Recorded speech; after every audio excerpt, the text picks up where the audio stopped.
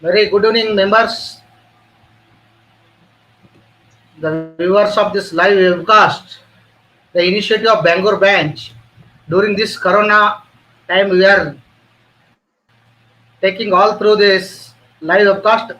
It's a Jnana Dasava. As I mentioned in yesterday, I posted in the webcast Facebook.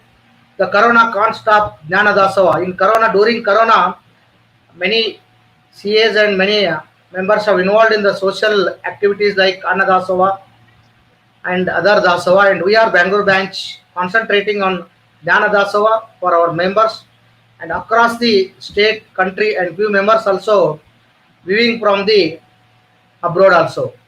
The today's topic is a very important topic: tech skills to empower future ready CAs.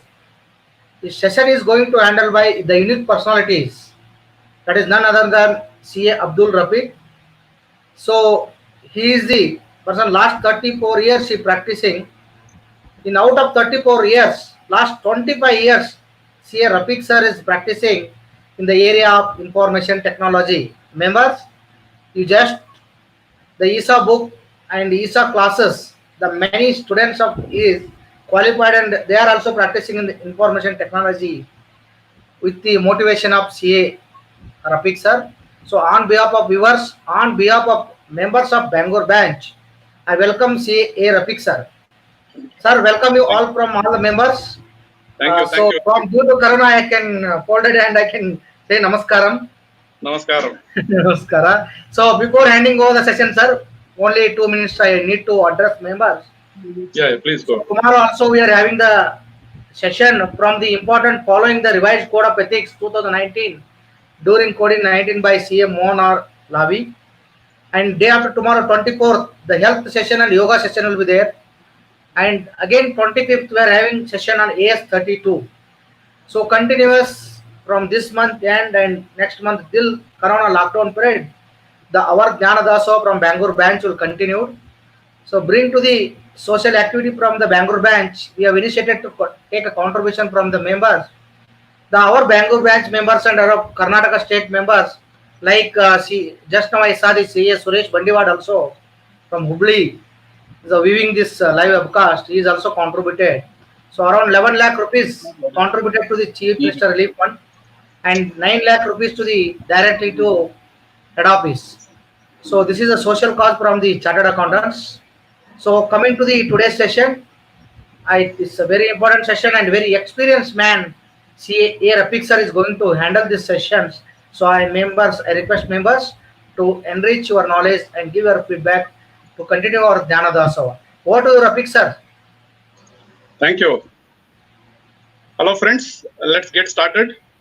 Before that, let me set what I wanted to do.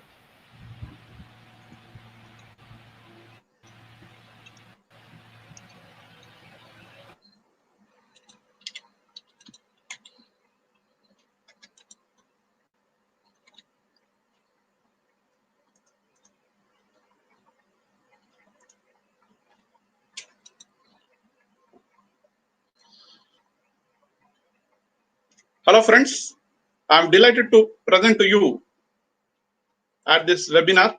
This is the first time I'm doing a webinar for the Bangalore branch.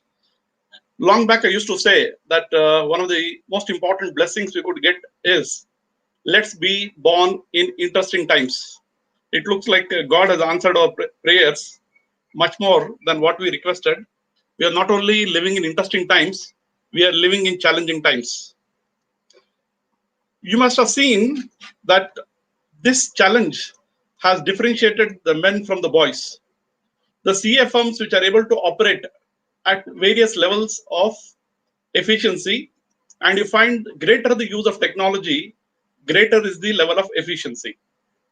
The focus of my topic is tech skills to empower CAs to be future ready. This topic actually was done or finalized about 2 months back. And because of this situation, I rethought about the topic and decided to change it so that it actually helps in this particular situation. I spent more than 20 hours preparing for this presentation. And one benefit I've already got is I got to know a lot of things about not only COVID, but also usage of technology in COVID, because one of the important things they say is learning will never stop and learning should never stop. This 2-hour presentation can also be done in 2 days. That's the extent of material I've got. I'm going to share the material with you. This presentation is going to be a little different from all the presentations you have seen. Most of you would have attended my presentations earlier, and you would have seen that most of my cases I also give demo of practical use of technology. In this case, it's going to be a little different. I thought I'll focus more on the conceptual, philosophical, and practical aspects of technology. So if you got a pen and paper, I suggest you please take a pen and paper. As I walk through the presentation, you will be able to get some new ideas and insights. Please make a note. This is like I'm giving you free consulting. And one of the first consulting assignment I did when I prepared the presentation is that I am the client and I am the consultant. And how will I prepare for meeting the challenges, especially as a CA? And that's the perspective I'm going to share with you in this presentation. There are 4 broad areas. The agenda is technology. I've broken into 4 broad areas. We are going to focus on technology, skills, future, and ready. And all the 4 topics I'm going to cover from the perspective of empowering CAs. As CAs, how will technology empower us? As CAs, what are the skill sets we need to have? And as CAs, how should we ready for the future? These are the broad aspects I'm going to cover in my presentation. Now, as I said, this was supposed to be a CP meeting scheduled on 22nd April, and this is supposed to be at the branch premises between 6 to 8. Initially, I took about 20 minutes to come to the presentation, to formulate the topic for the presentation, to get an idea what is that I'm going to speak on. So initially, if it was supposed to be a CP meeting, my focus would have been more on the emerging technologies, because I was thinking from a long-term perspective. What should CS look for and learn in technology in the medium and the long term? But considering the COVID situation, I decided to broad base the presentation and focus more on the challenges of using technology, how technology can empower CAs, and how globally technology is empowering CAs and CPAs to meet the challenges of this COVID environment. Now, I said I'm going to cover from a philosophical angle also. I think it's important that you need to look at, as a CA firm, we need to know ourselves. What is our key differentiator? What makes us unique? What is the value we deliver? And what are the capabilities we have, unique capabilities which we have, because of which the clients come to us? So like they say, many of you CA firms may have a vision and mission statement. It's time probably now to actually formulate our vision and mission statement and start documenting it. As I suggested, you should consider yourself as a client and you are the consultant.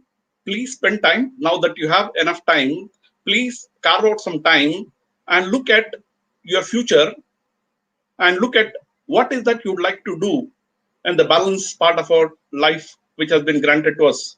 We did not decide the arrival, and neither are we going to decide when are we going to depart. What we are given in this life is the duration between when we arrive and when we depart. And the departure ticket, they say, is always confirmed, but we don't know the departure date. Now, in this time or duration we have on this planet, we have struggled, we have acquired certain assets, and we have come to a particular, acquired certain skill sets, and we have come to a certain stage. Now we need to look at what are balance of life is left over. How are we going to change our lives? One of the things COVID has shown very clearly is how helpless we are. There are things which are in our control. There are things which are not in our control. Now it's important to distinguish between the two and focus on what is that we can control and change.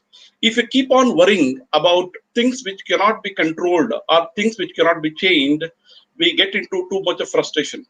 And most of the times you look at the news, the focus on the negative news. Now today I said the worst is yet to come.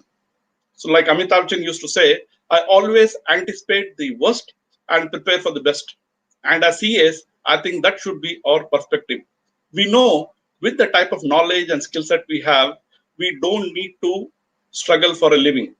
We have the skill sets which can definitely give our livelihood. But our focus should be, are we going to create our own livelihood or can we create livelihood for others? That's what should we focus on. So this is where you can use the 6 questions. Who am I? What is that I want to do in this life? When do I want to accomplish the goals which are set? Where do I want to be in the next 3 years, next 1 year, next 5 years, next 10 years? How am I going to achieve? What skill sets, knowledge, competencies, capabilities I have to develop? And why do I need to get this? You can ask these 6 key questions from the perspective of you as a professional and also for your team or for your firm. This is where you should be able to identify the gaps.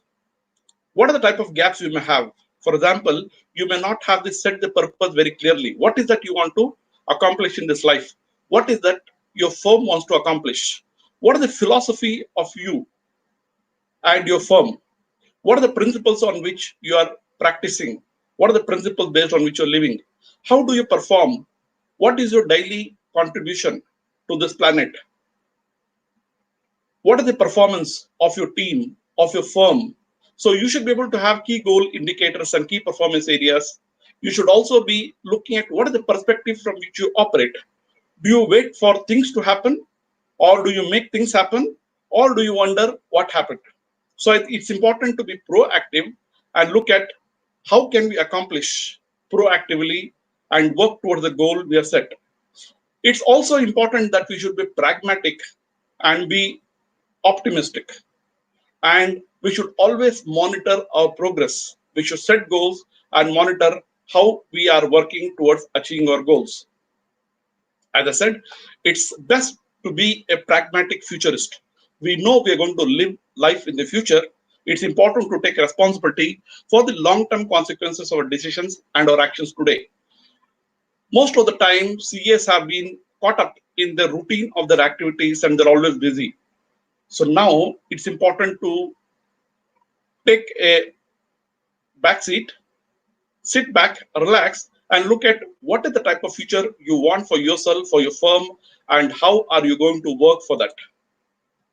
So it's important that you should be a visionary for yourself and for your firm and look at how you can become a pragmatic futurist yourself. In these challenging times, most of the clients or most of the people have not faced this type of situation. And most of the times we are bombarded with negative news and we are not sure about the future. The future looks hopeless in terms of every expert, every study keeps on telling about this is the only the beginning of the end, the worst is yet to come. There are always negative news which are there. But it's important that we need to know that humanity has always survived many bigger challenges than this. And we'll also survive this. And we cannot say we're fortunate or unfortunate to be facing this situation, but we know it's a question of time.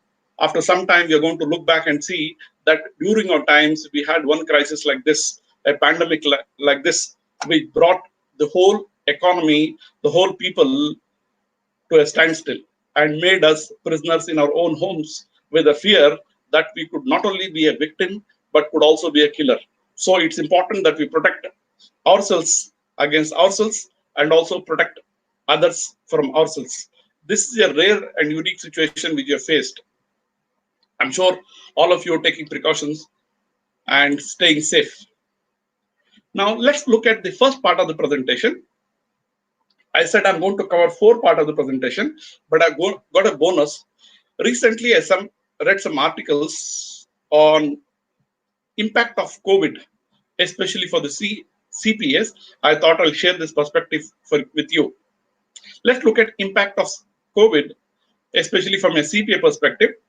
This from an article in the CPA. The chairman of CPA says, today's coronavirus cataclysm is changing the way CPAs in both the public and the private sector do business.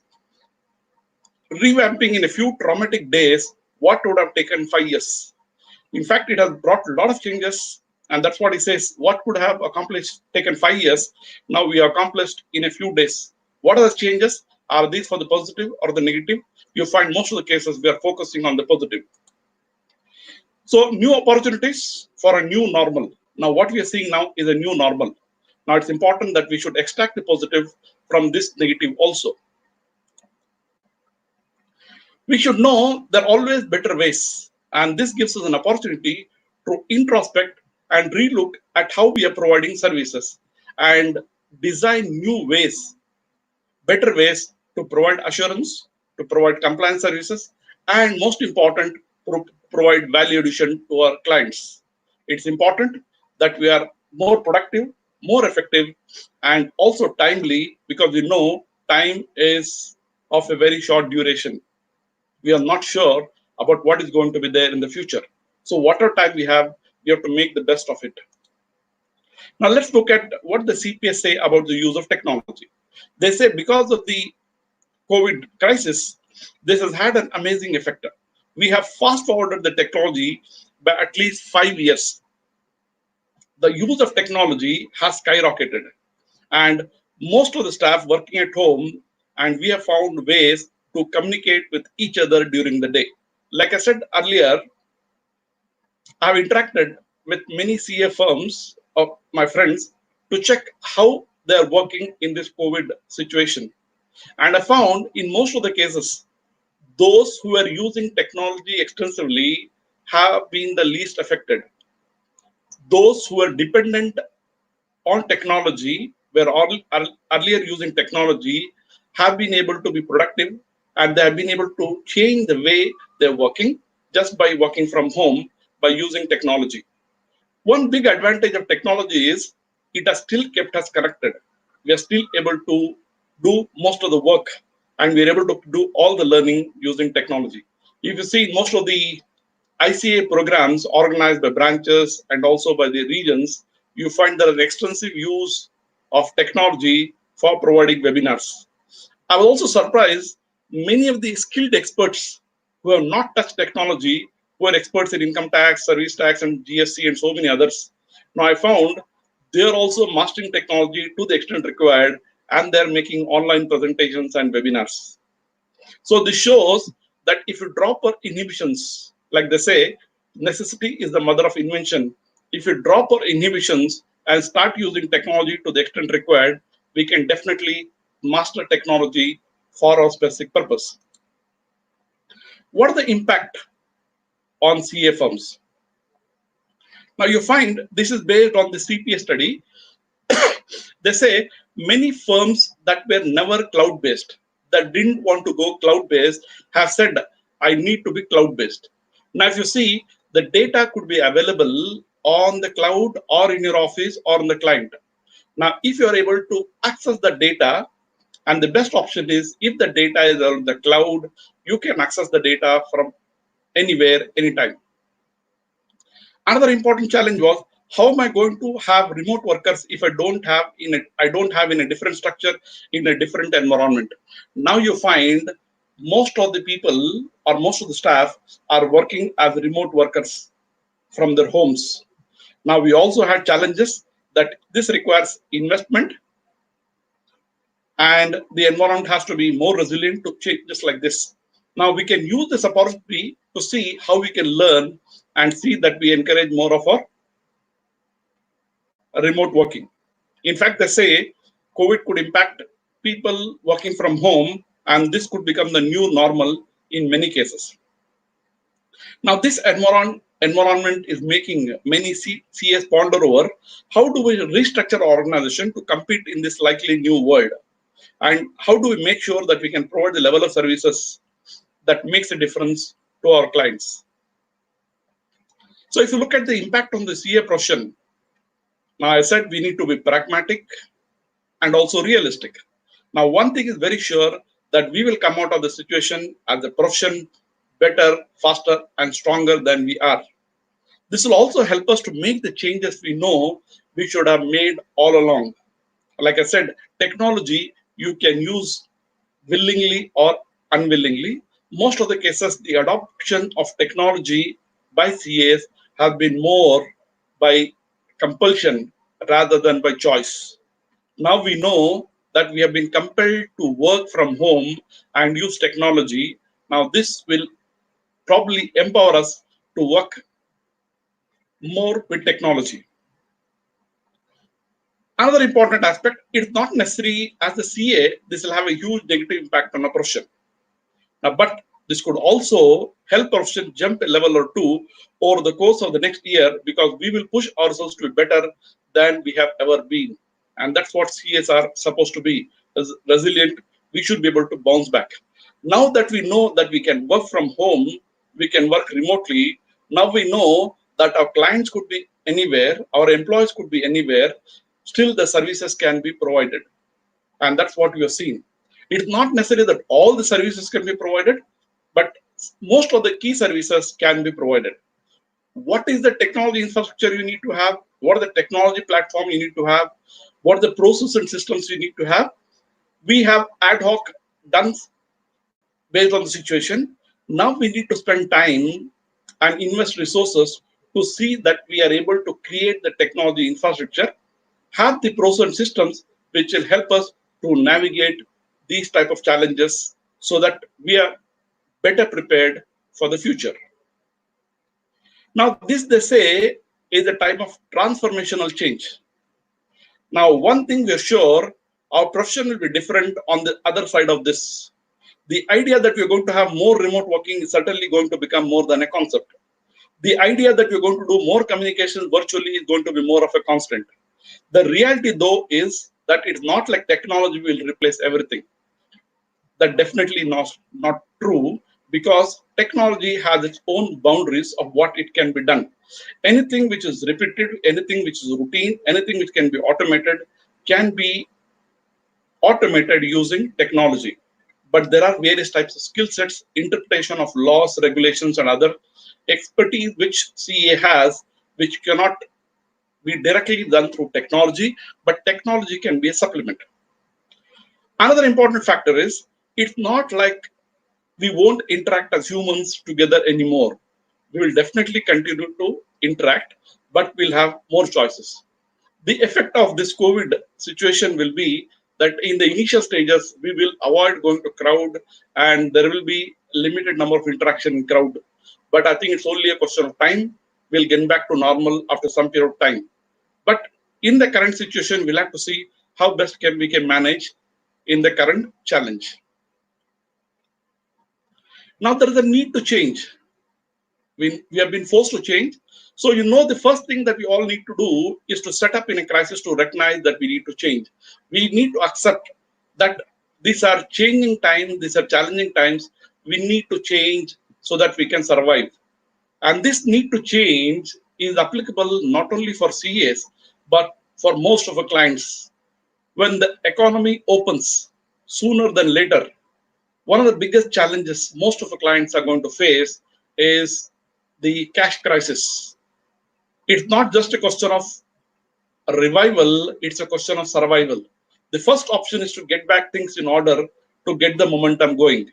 And as CAs, compliance may take a backseat, but it's important that we find time to consult our clients how to meet these challenges using our skills and expertise. It's important that we don't operate in a reactive mode and wait for the consultant to give the data and take care of the filing.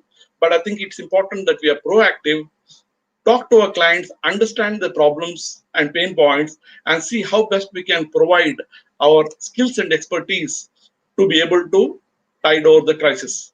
The clients need hand-holding various situations because they have never faced this situation before. Now, with our skills of the finance, of accounting, of compliances, of businesses, of various other areas, we can definitely provide consulting services to our clients. So many people, when they start thinking about change, the first place to start is inward. And this is what was my focus of my presentation. As I said, it's more at a macro level where I'm going to focus not only the conceptual aspects, but also the philosophical aspects and look at what is that change I want to bring about? Where was I in my career? Am I moving in the right direction? Quite often we were caught up in the repairs and maintenance mode. Now we also need to get into the research and development mode and look at, okay, where am I investing my time? Can we carve out certain time to see that we're able to do consulting for ourselves and build a future which we want rather than being caught up in the routine of busy things which keep us fully activated or fully active. Now, it's also important, how do I make myself better in this environment? We need to ask this question. Now that we got challenges, every challenge we need to convert there as an opportunity. Look at how we can make ourselves better in this environment. And once we start making moves, even smaller moves, we'll start feeling that we will become more and more comfortable in the new environment. Now you find we are nearly 30 days, and now you found by this particular time what is the productivity we have got. And I'm sure once the economy opens, then I think we'll be better prepared to meet the challenges which happens in the future. It could be possible that this could be off and on situation where we'll have a lockdown and again open and again lockdown. So we should be better prepared for this challenge. And for that, we need to invest in now so that we are not caught unaware like it happened in the first situation. Now, we also need to remember that we don't expect drastic changes. We are not looking at giant overnight changes, but we will have to look at how we can make these changes in an incremental fashion. Now, let's summarize this part of the presentation, which we talked about the impact of COVID-19. The coronavirus pandemic has impacted us, they say, to such an extent that many pundits compare it to the World War II. Now, we need to go beyond the business of business and consider the personal aspects also. What are the importance of the family, the community, and the sacrifices you have to make? So next time something as insidious and widespread as this pandemic occurs, we'll be better able to balance our professional and personal lives. So this is a time for introspection. This is a time for rebuilding our future. This is a time we need to think, look back and see what is that we want to build for our future. Now, it's important that we embrace this precious time as a real learning opportunity. Now, this also we can be caught up in learning to a great extent.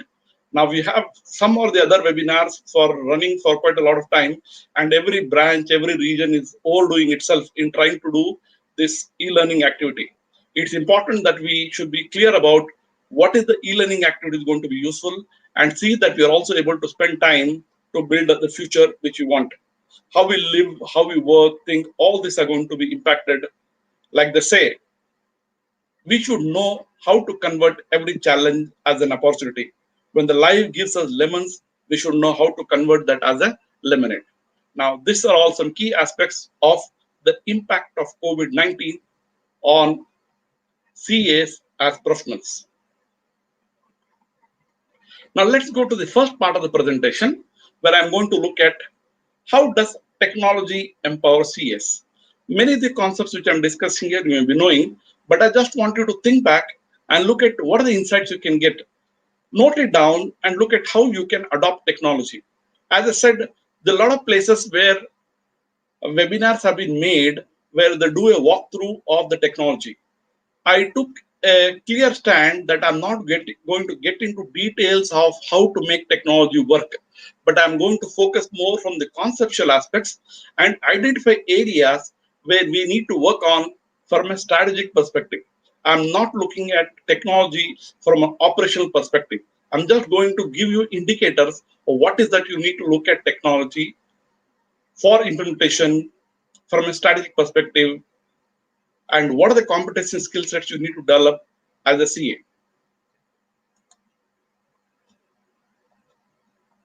This slide gives you the fundamental design pattern of technology. The most important benefit of technology is it allows us humans to do things that we thought were previously impossible. For example, using technology, let's say we want to do automation of accounting, there are software available where they can just import the data of, let's say, 10,000 transactions in an Excel template. From the Excel template, I can directly import into Tally in the click of a button in a few minutes. If I want to audit data, let's say there may be 50,000 transactions or 5 lakh transactions, you want to do an outlier testing and pick up all the exceptions or irregularities, I can do 100% audit of the data using technology. Earlier, we used to spend a lot of time on doing a routine random sampling ad hoc testing. With technology, with the technology tools, it's possible that we can audit 100% of the data. Now let's look at how does digital transformation impacts our traditional knowledge and skill sets. And I hope you'll be able to get some insights as we go through this presentation, this part of the presentation. Now we know that this is an era of accelerated digital transformation. The impact of technology has been increasing rapidly. Now, as professionals, we need to ask three basic questions. The first question is, are our current competencies and skill sets relevant for the digital age? Now, if you see broadly, chartered accountants could be placed in two categories. One who has specialized skill sets in specific areas, for example, in the area of compliance or in the area of accounting or finance. And most of us are a jack who has competencies in most of these areas. But most of the cases you find, technology is the underlying platform which is used for performing a work. Unless we are specialists who focus on interpretation of regulations, we find that we need to have the relevant skill sets for using technology. And only when we know how to use technology, we can guide our team in using technology properly. Which means we need, as CA firms, we need to have the vision, we need to have the strategy, and then only we can actually implement technology as required by our firm. The second question we need to ask is our knowledge still powerful enough to add value in this Google age? Anything you want, you know that you can get information or data from Google Baba. So any information you want, you can get that information, you can get the data. But it's important to know how to analyze this information so that it's relevant in the context of the specific client. So we need to understand, can we make better use of the technology to ensure that our knowledge is more practically applied. And we also need to look at how can we make our knowledge more powerful, and is it still powerful? The third important question we need to ask, and most of the CAs have concern, especially the young CAs, now what is going to be the future? Now we know as the client's business get impacted, as the economy gets impacted, it's going to impact our profession also in terms of reduced inflows, in terms of reduced services and various other aspects. We know when the economy grows, we also grow. But how do we kickstart, bring back the economy? And that's where we need to see how do we focus not just on compliance related matters, but also on providing value addition. And how do we future proof our career? What are the relevant knowledge and skill sets we need to have to be still relevant and valuable in this digital and the Google age?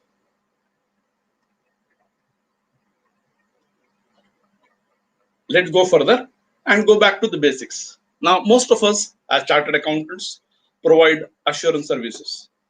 Now, who is an auditor or what is an auditor? An auditor is a professional who helps determine if organizations and businesses follow the rules, which means you look at compliances, operate with integrity, you look at governance, and accurately present financial information. Now, we know the important, the valuable roles which are played by the auditors. Now, what we need to ask is, how do we do the audit? Especially when the data is available digitally. The old age method of picking transactions at random and auditing only some of them may not be relevant. So we need to update our skill sets. What are the type of tools we need to learn to remain relevant, to be more effective, to be more productive, is what I'm going to cover as we go on.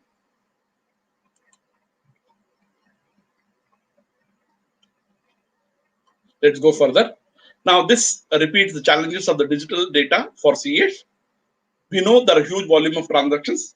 Most of the transactions are online or real time, which means you don't have any. Many cases, we don't have documentation. So documentation is created by the customer online. For example, let's say if you do e-commerce transactions, or you do online purchases, or you withdraw from ATM, or you do online banking, we know there is no documentation. Most of the transactions are generated online by the customer. In that case, how do we audit this? So we know that there's a minimal or no audit or transaction time trial. The speed of processing of the transactions is very high. The integrity of data which is available in digital format, moves across boundaries, moves across geographies.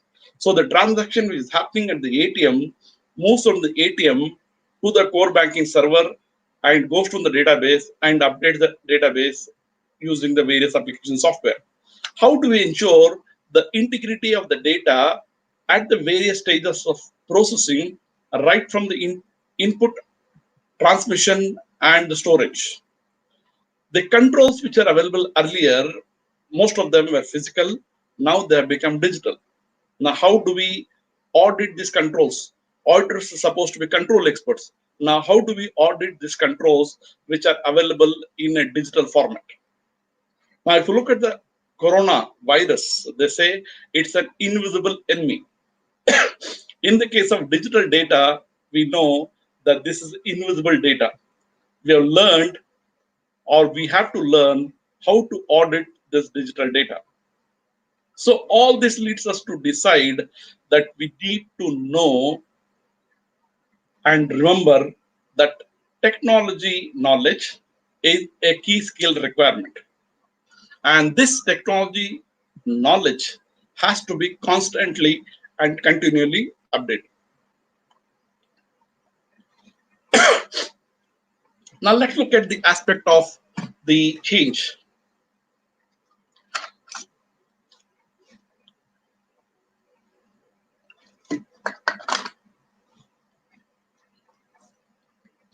Now I don't need to repeat, you're quite clear about this. Let's look at disruptive technologies. I just want to show you a small video. Let me change my screen.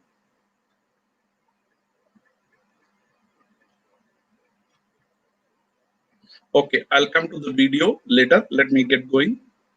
Okay, I think I can share. So first I need to stop sharing this. Okay, I'm also working out because technology keeps on teaching you things. So we need to share the screen. Yes. Now I need to share the audio. Disruptive, share.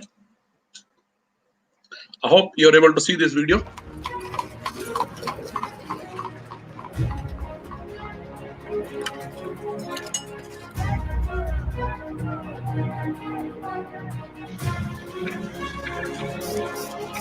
And liftoff of the Space Shuttle Discovery.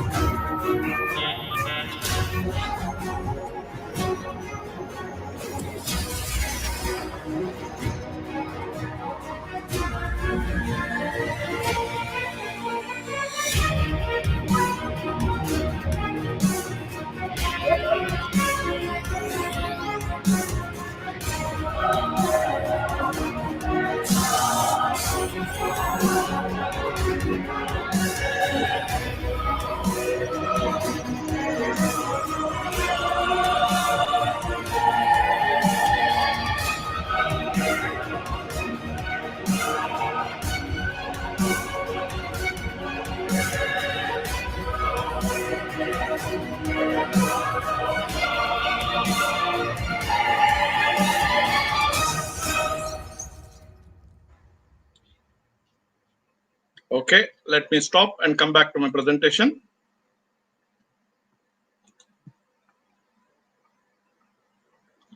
Okay.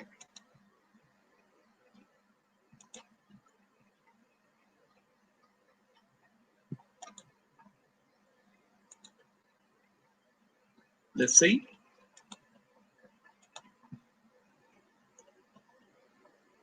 Right.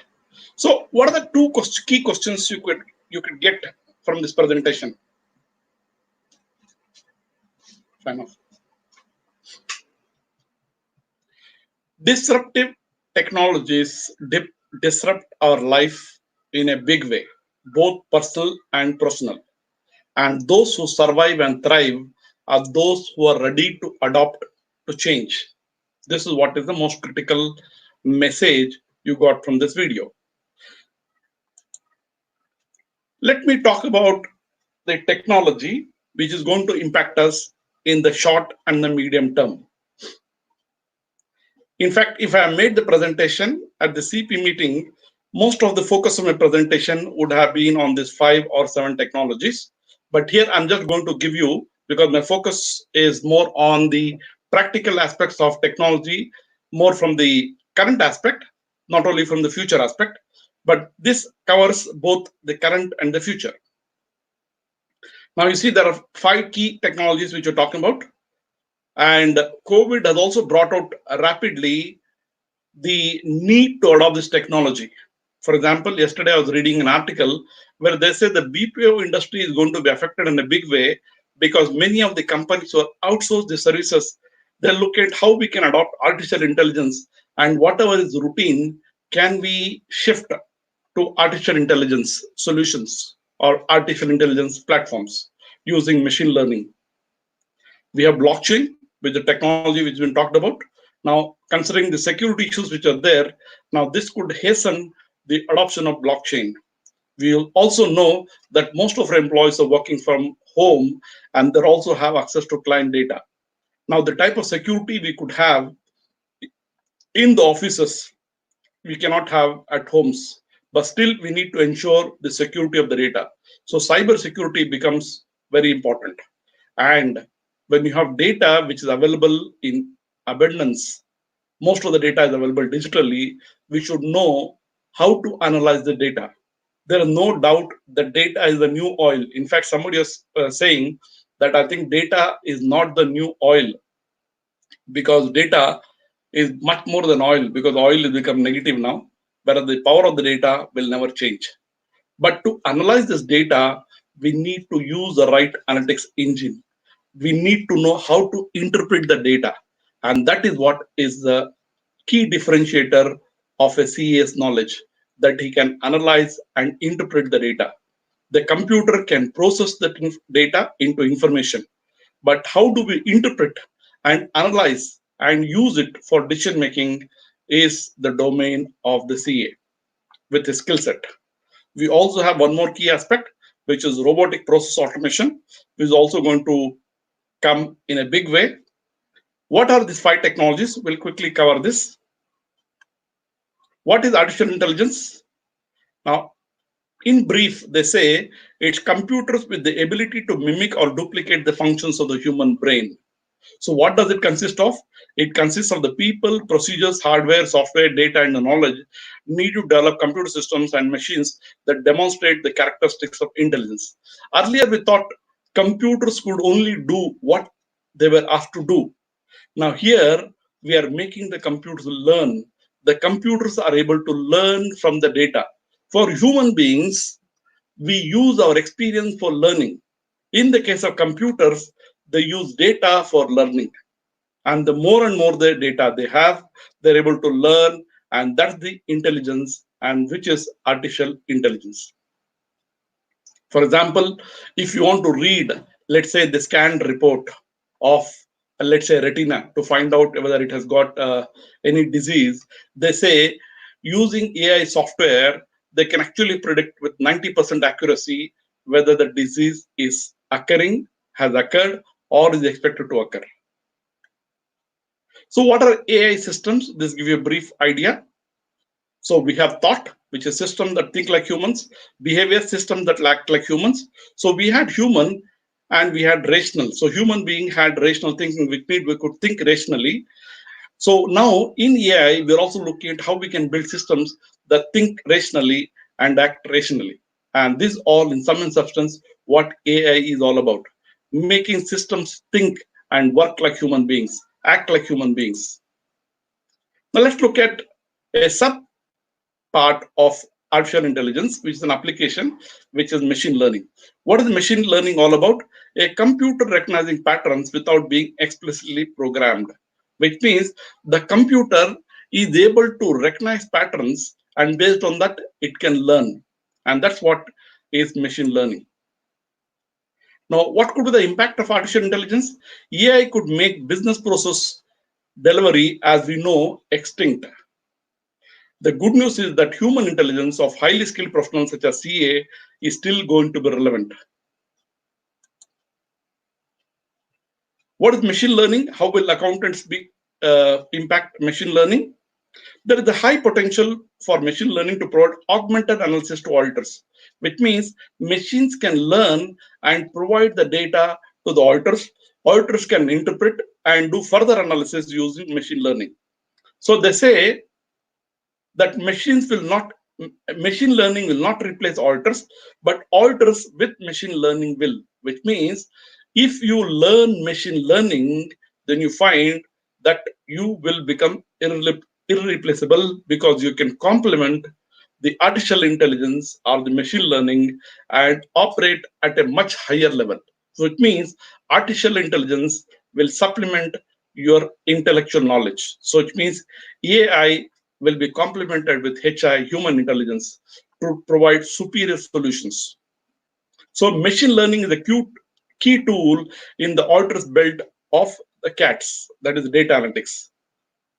And they say auditors with the machine learning will rule the world in the future because you can use machines to identify patterns and you can apply your domain expertise or subject matter knowledge and take necessary decisions or identify the exceptions or outliers.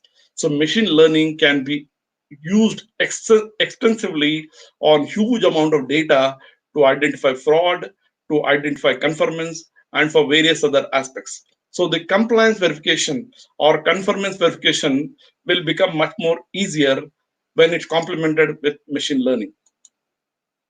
Now let's look at the second technology, which is talked about.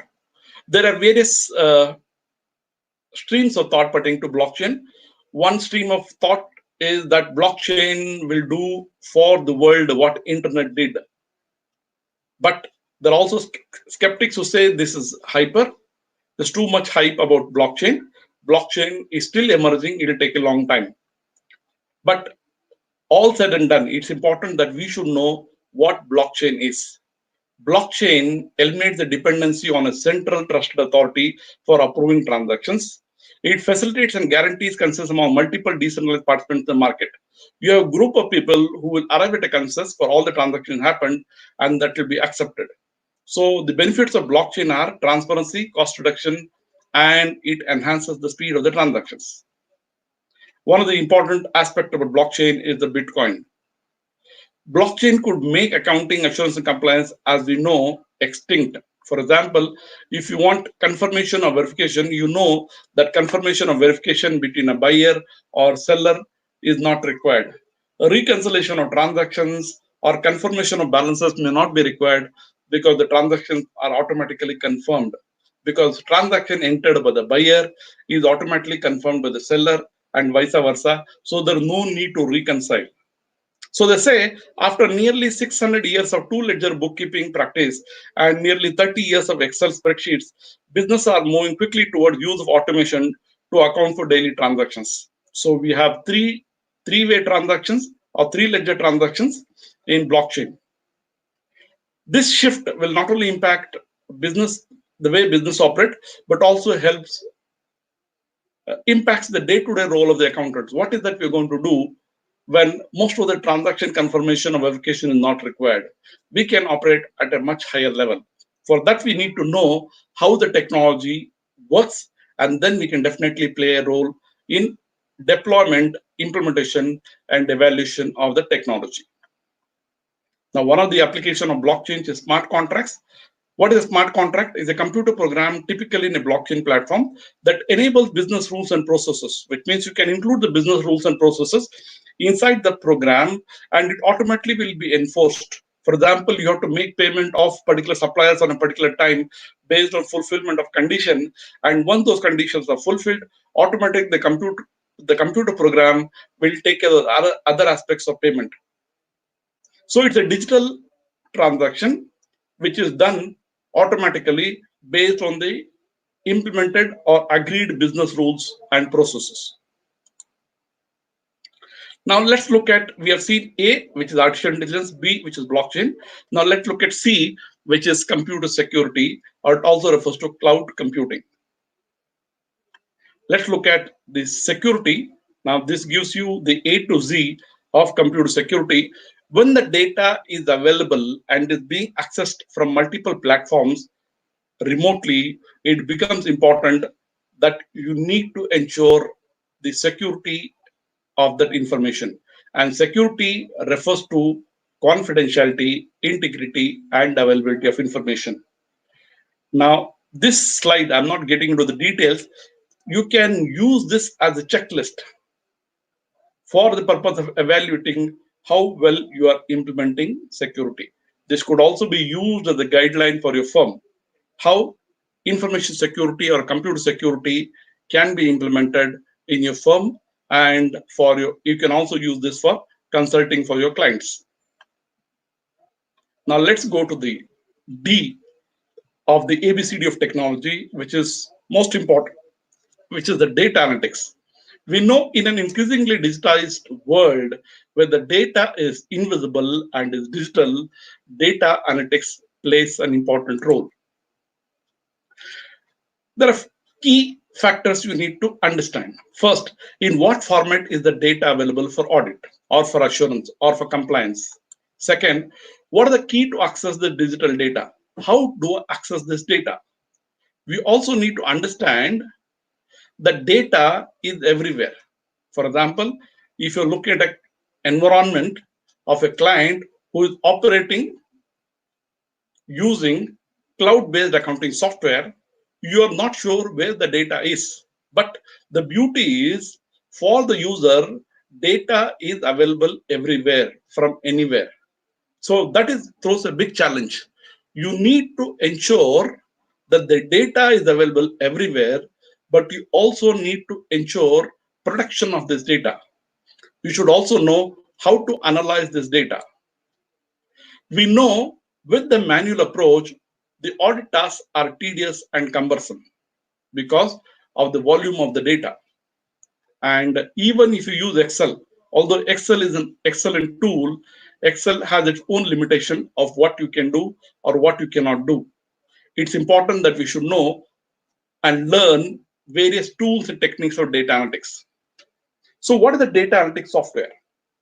Data analytics software could be as simple as Excel.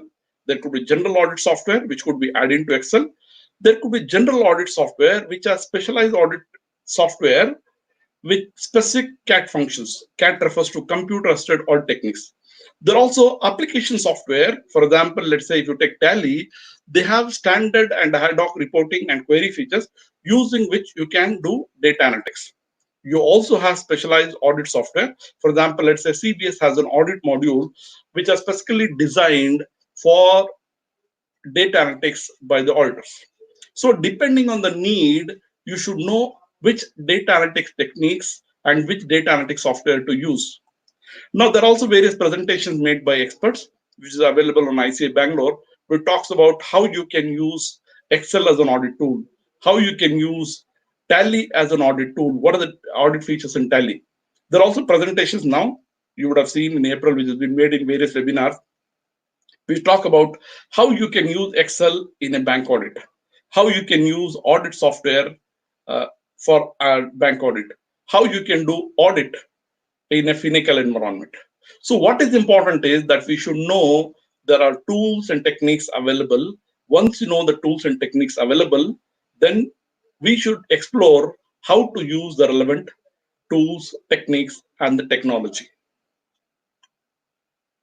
So the most important differentiator when you use data analytics is you can look at hindsight, which means you can look at the past in terms of what happened, how many, how often, where, which means you can look at the past data and get hindsight. You can also look at the current issues and look at get insights in terms of where is the problem, what actions are required, why is this happening. So it means you can get insights into the current issues. Now, the most advanced part of data analytics, you can also get foresight. For example, you can look into the future and formulate trends. For example, let's say an e-commerce company will decide based on the past data what will be the demand from the consumer for this particular product for the next month. For example, if you look at the ticketing policy of the airlines, now they would predict based on the forecasted demand what will be the demand and what should be the pricing for the various products. Similarly, let's say if you look at a hotel and they want to do a pricing, they look at the occupancy ratios based on the past and project into the future and decide the pricing on the discount strategy. So it means using various types of data analytics tools, you can look at the past, you can look at the present, you can also look into the future.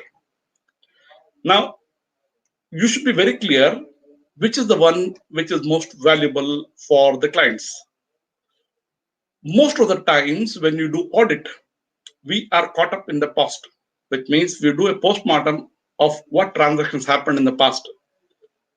When transactions happening real time, what happened 3 months ago and what is the result of the performance of 3 months ago does not really remain relevant because the situation is dynamically changing.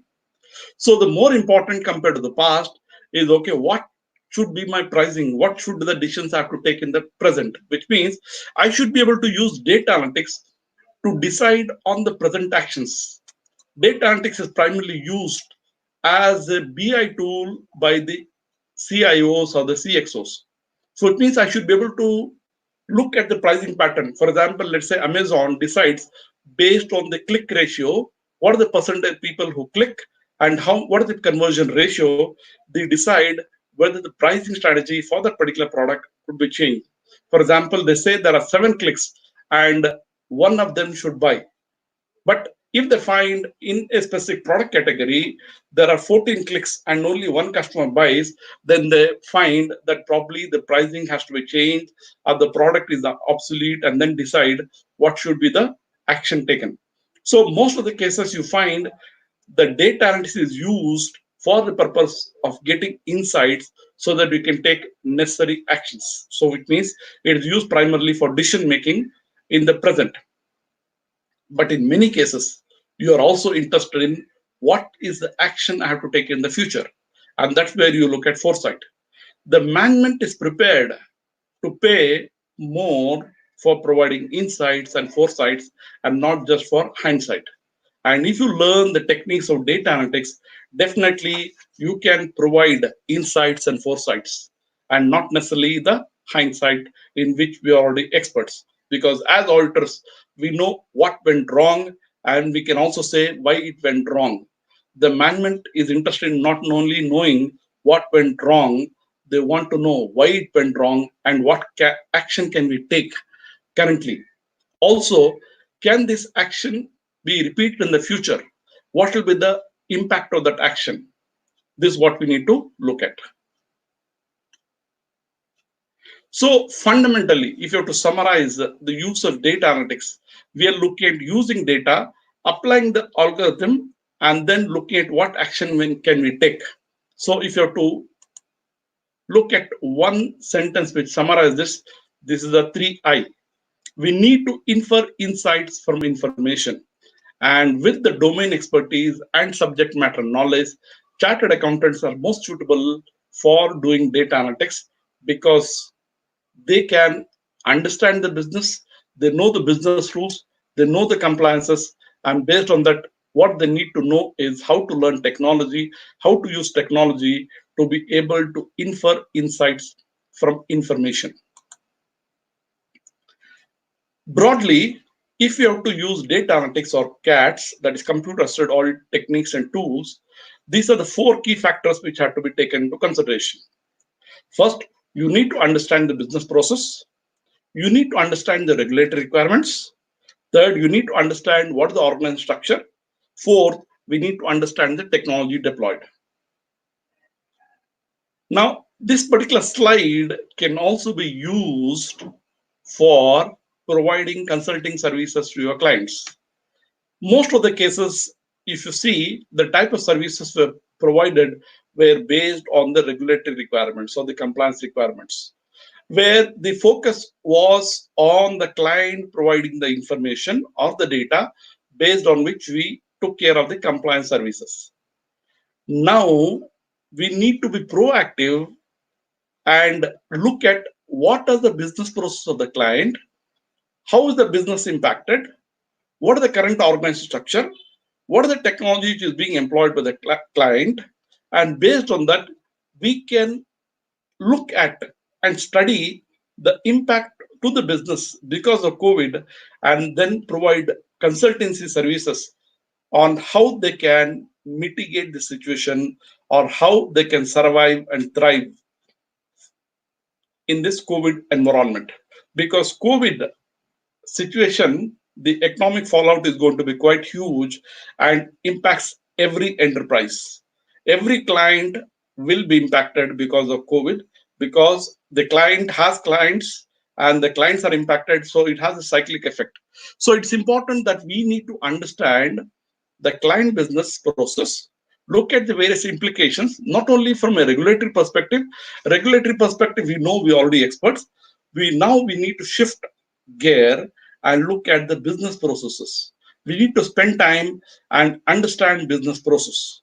Earlier, the focus was on getting the data and taking care of the compliances, getting the data, taking care of the assurance, and filing the reports. Now we need to bring in a paradigm shift in our thinking and look at, can we understand the business process? Can we understand the pain points of the business? Can we understand what are the challenges the client is facing? And with our expertise, can we provide solutions? That's what we need to focus on. There are different uses of CATs or data analytics. As auditors, you can use it to find answers to audit questions. You can also use it for fraud investigations to identify possibilities of fraud.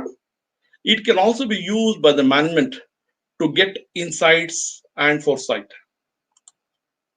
Now, let's look at the last part of the technology which I was talking about in these 5 key technologies, which is the robotic process automation. What is robotic process automation? As you see, the key here is there is a process, and this process has to be automated, and it is robotic. When you say robotic, it's nothing but done by a computer. Let's look at a specific example. So robotic process automation is nothing but a set of programs which can be used for automating all the sequence setup process which is done by a human being. For example, what can RPA do? For example, open email and attachments. It can log into the web or the enterprise applications. It can move files and folders. It can copy and paste. It can fill in the forms. It can read and write to databases. It can scrape database from the web. It can connect to system API. It can make calculations. It can pass accounting entries. It can extract the structured data from, let's say, a PDF document. It can collect social media statistics. It can follow if-then decision rules, which means anything which is repetitive, which is sequential, you can take that particular set of tasks and automate using RPA. There are standard set of software available which enable you to implement RPA in enterprise. For example, let's say a company is doing bill processing. They get a bill from the email. That email is opened. You configure the RPA in such a way. The email is opened with the software. It reads the attachment, which is the invoice. It reads the data from the invoice, opens the accounting or the ERP software, enters the data into the accounting software, and updates that account, and also sends a response to the client. So it means that there are a set of tasks which are multiple, which involve multiple tasks and activities. All this is configured in such a way that this can be automated. This is what is robotic process automation. So what is going to happen is this requires a set of skill sets which are multidimensional, and all this can be configured through the RPA. It is expected that RPA will have a major impact in the near future. Now we looked at the first part, which is the technology. Now let's look at how we can be empowered, what type of skills we need to have.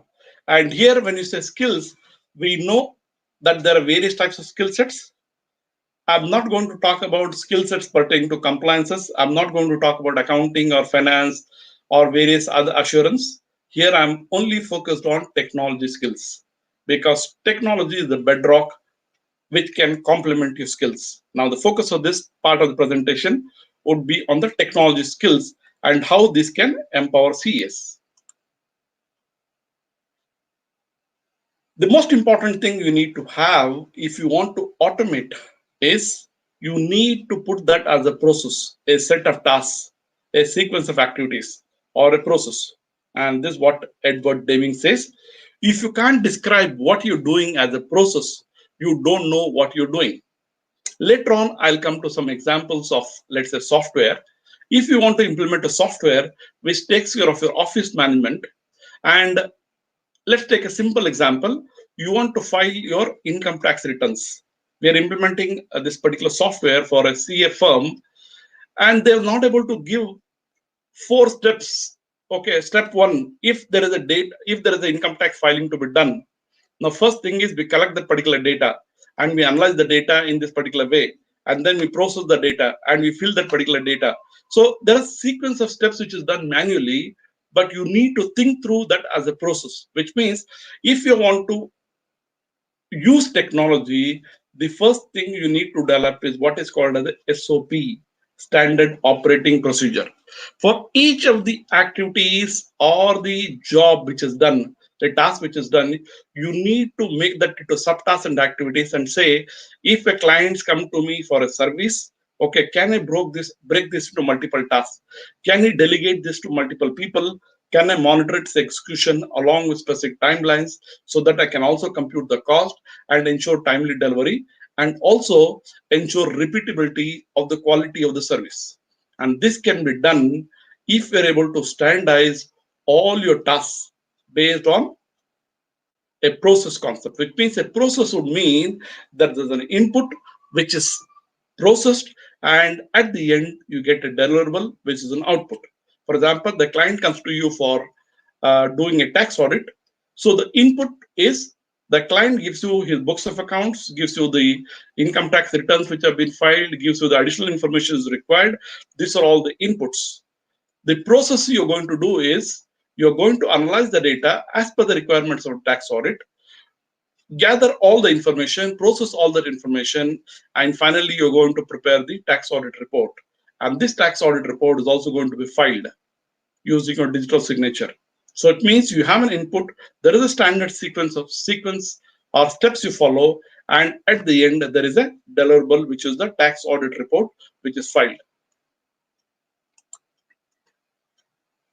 It's important when you're using technology, you need to understand that technology is a source of business challenges. The problem of technology, which as a CEO are facing, not only you as a CEO you are facing, but the client is facing much more because he has to use technology because most of the others are using technology. So for him, technology is a source of big challenge. Now, as CA, with our domain expertise, we can ensure that technology is a solution for the business challenges. And the professional skills can be complemented by using the right technology tools and techniques. And this is a big opportunity. Most of the clients, whether they are small, medium, time, or large, you can definitely help the clients in using technology correctly. Now let's look at the skills and look at it from the concept of the challenges. We know that the enterprise CES need new strategic vision to thrive in the VUCA digital era. Now, what is VUCA? I'll come to it a little later. What I said right at the beginning of my presentation, here I'm focusing on strategic issues, not tactical or operational issues. So now if you're looking at skills also, we need to look at from the strategic point of view, what are the type of skill set I require? Why do I require? How will it help me achieve my goals? So based on your specific mission, vision, and the goals you want to achieve, you need to adopt the right strategy. For example, you are a specialist in a specific area. For example, let's say GST compliance. You need to focus on, okay, for GST compliance, for delivering the GST compliance services to my clients, can I use technology? How can I use technology to provide better services? Now, if you're a specialist who provides, let's say, consulting services in a specific area, how can you harness the power of technology to provide consulting services in that specific area? Or you can also look at from other perspective, using technology, can you provide new IT enabled services? Quite often, when you talk about technology, one of the point which comes to the mind is this is a specialized skill, and that is the domain of experts. I'm not talking about that here. Here we are specifically focusing on, as a CA with your current set of clients, how can you harness the power of technology to provide better services, to be more effective services to your clients? How can you ensure that team is able to deliver quality services in a timely manner and they're much more productive using technology? Technology is an infrastructure. So you need to know how to acquire the right technology. Just like in an office, you have the infrastructure which is required for the people or the staff to work. Similarly, you need to consider investment in technology, which is the hardware and the required software, as an investment. And this has to be a part of your budget. Now let's look at what is this VUCA. VUCA refers to volatile, uncertain, complex, and ambiguous. Now, COVID is an excellent example of that. Now, the type of changes it has brought in, the type of volatility it has brought in, the type of uncertainty it has brought in, the type of complexity it has brought in, the type of ambiguity it has brought in is unimaginable. Unimaginable. 3 to 6 months back, we would have never imagined that we would be facing this type of situation. Now, each of this provides a challenge. Now, in a digital environment, the challenge is much higher because the business situations provides various types of VUCA opportunities or challenges. Now, for each of these areas, now when you're operating in a volatile environment, it's important that we have a clarity of the vision so that we can take the right actions and bring in the right changes. Now, if it's uncertain situations, the most important thing is we need to have understanding, which is a wider understanding, and also get different perspectives of that particular situation. And that's what's happening in the case of the COVID environment now. If you look at a complex environment, we need to be clear in getting focus on what is that we want to achieve and break that into subparts. So we need to be flexible to achieve our goals, and we have to be innovative and creative in overcoming the complex situations. And ambiguity requires that we are agile in decision making, and we are innovative, and we are quick to act based on interpretation of the data. Now, in a digital environment, in the current business environment, most of the enterprises are facing this challenge of the VUCA. Now, as CAs, we need to understand for each of our clients, for us, what are the vision we have, what are the understanding situation we need to have, do we have clarity on that, and how do we act in an agile manner so that we keep focus on achieving the goals we have set for ourselves. Now, when we talk about strategy, we need to be clear what are the 4 perspectives from which strategy can be accomplished. So we need to be clear that when we are changing a strategy, there are various stakeholders. Each of the stakeholders have got an outcome. So we need to have a data-driven vision, which means we need to know what are the process which is followed, what are the input, where are the data generated, how does it get processed and stored, what are the value propositions we are providing to the various stakeholders, and what are the capabilities and deficits we have. What to achieve a strategy, for example, we need to achieve a turnover of so and so, or we want to achieve provide services to our clients in a particular way. We need to know what's our current competencies and skill sets, what are the current capabilities, what are the shortcomings or deficit, and how do we overcome them. So to achieve and succeed in achieving a strategy, it's important that we are clear about our purpose, We identify what are the critical relationship we have, what are the outcomes we want to achieve. We also need to be clear about how do we create the value, and also be clear about what are the expected enterprise abilities, which means what are the core competencies we need to develop to be able to achieve our strategic goals. Next, you also need to remember when you're looking at strategy, especially considering that technology is the domain on which the enterprises run, all the process and systems run on technology. It's important that you have strategy for different areas, but most important at a macro level, you need to look at how you're going to leverage the power of technology, and that is called as a digital strategy. Specifically from the perspective of CA, we need to look at for the type of services we provide, what are the technology platform we require. We know for the type of service I require, what are the skill sets which my team requires.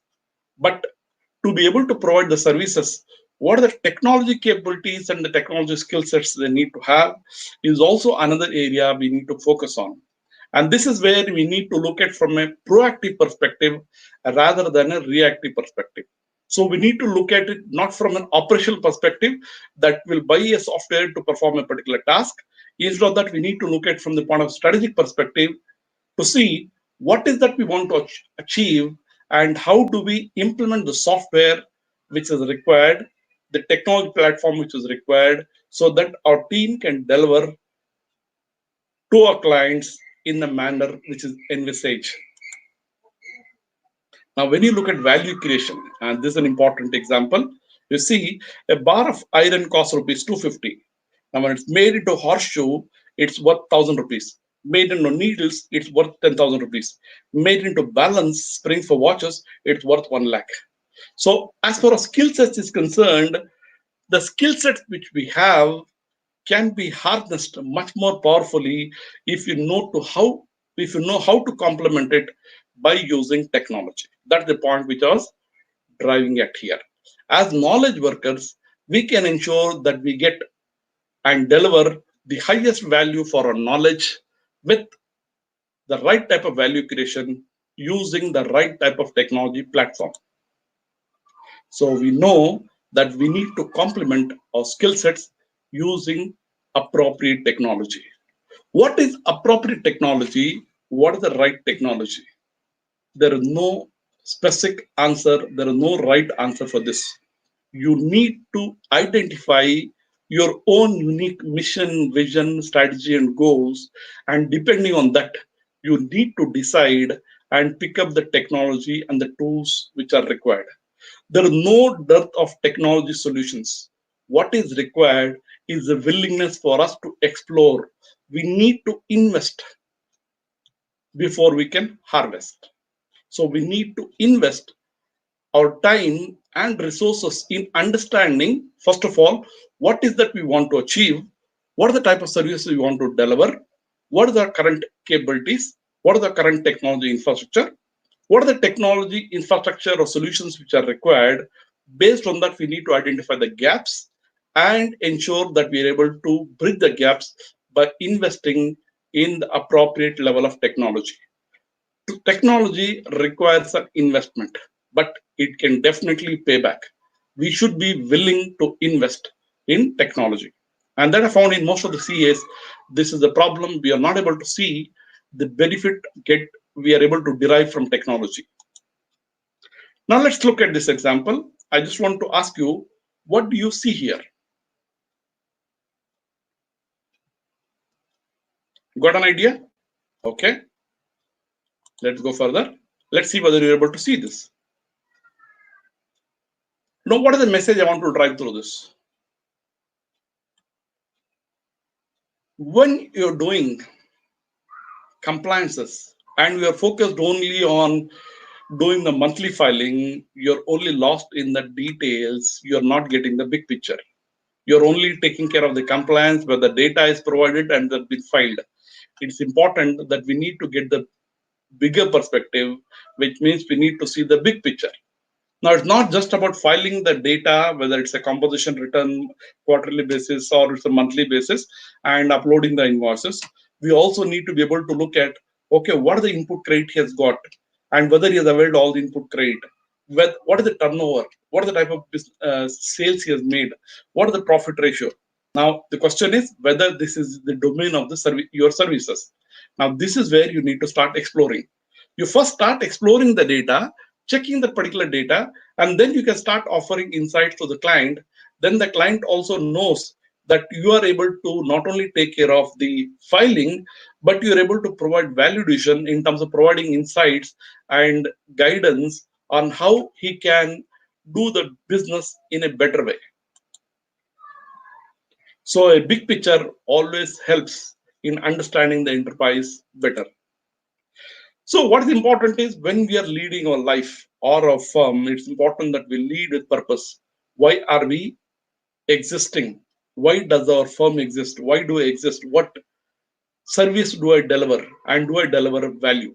And if you have got clarity, then you find you can definitely get the required skill sets. What are the impact of technology on the services? Now, you look at the impact of technology, you got enterprises who are able to process 1 lakh return using the BPO model online. So, which means the core of our historical professionals which were provided earlier are under threat. Now, we need to do introspection, spend time, and provide consulting to ourselves to look at what is the type of services I want to deliver, where are the required clients. Or we can also look at who are our existing clients, what are their pain points and what are the problems, what are the type of services we deliver. Now, can we expand our services so that we meet our client requirements? What are the changes we need to bring about in the way we provide our services to ensure the effectiveness and efficiency of the services? Now, what are the type of services our clients require or we can deliver in the future, not only today? And how is it going to be different from today? In what way will technology help me to provide better services to our clients, to get better value of our time? This is what we need to focus on. So before acquiring the required skill sets, it's important that we introspect and strategize on what is the services we want to deliver now and in the future for our existing and future clients. And based on that, we need to invest our time resources in acquiring the required skill sets and also in acquiring the required technology platform. So the most important aspect is to look at innovation and value addition. And this can be done by using technology.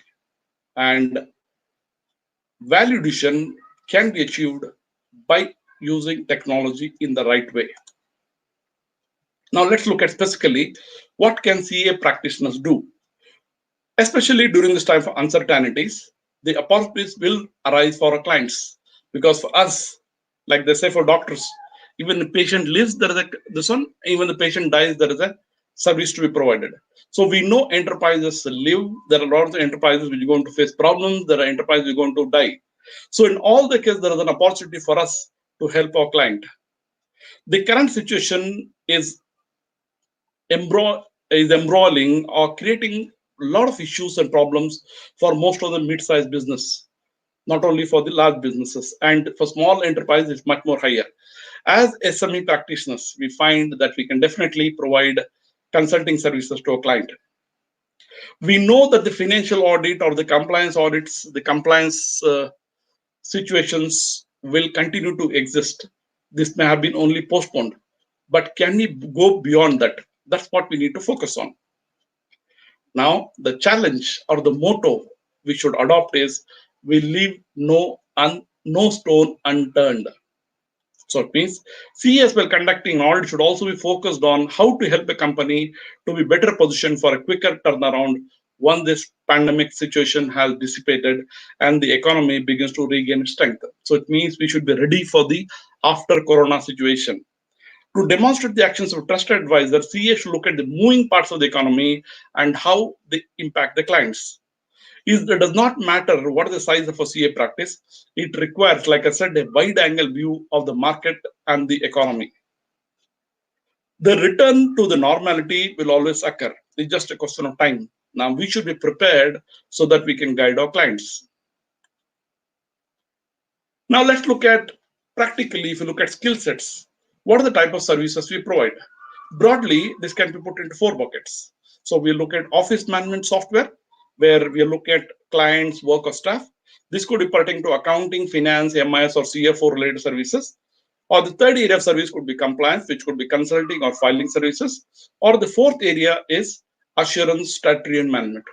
Most of the CAs will be providing service in this particular area.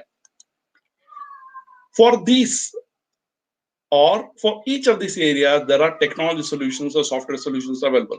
For example, for office management, you've got office automation software. For accounting and finance, you've got an accounting finance software. For compliance consulting, also, you've got various types of solutions. And for assurance, statutory, or management, there are various types of software solutions. Now, is there a specific suite of software solutions available? Depending on the type, the size of your client, the type of services you provide, you can definitely select the right software solutions. My objective here in this presentation is not to give you specific solutions, but provide you indicators as to how you can navigate your future depending on where you want to go. So the fundamental differentiator is how do you align technology with the business needs? Now, if you look at, there is a technology and there is a business. Now, it's important that technology gap should be bridged. And that can happen only by investing in the right technology by the business. Now, this is where CES can play an important role. We can help enterprises or businesses to implement the right level of security while implementing technology, ensuring whether the technology is harvested, the technology provides valuation to the enterprise. Now, let's look at the second situation where the auditors can leverage the power of technology. You got the auditors and you got technology. Now, the problem is there's a big gap between the use of technology and the auditors' requirement. And this is where we need to get into the technology platform, identify what is the technology which is required for the type of services we require, and ensure that we're able to bridge this gap. We know as CES, we are knowledge workers. So we need to constantly update our competencies and skill sets in tune with the changing business environment so that we can remain relevant. Now, just to give you some example of Office 365, why did I put Office 365 slide? This I got recently from one of the YouTube videos. You see, most of you are aware of Word, Excel, PowerPoint, and PowerPoint. This one and a few others. You find the Office 365 suite of software has many more things compared to what you got. I'm not sure how many of you know there's something called Sway. There's something called OneDrive, most of you may be using. There's something called a SharePoint. There is also To-Do and Planner. You also got Microsoft Teams. You got Outlook, most of you may be using. You also have Power BI, Power Automate, or Power Apps. So if you look at Office automation, there's a YouTube video you can search what is Office 365 in 15 minutes. You'll get a complete idea about what is the power of the Office 365. And this is not the end. You have many more add-on solutions to Office 365 which can supplement. For example, the software called Dictate, using which you can dictate and automatically that can be converted into Word document. And this is a free update available for customers who got Office 365 Business Edition. Like that, there are multiple solutions which are available. Let's say if you're using OneDrive.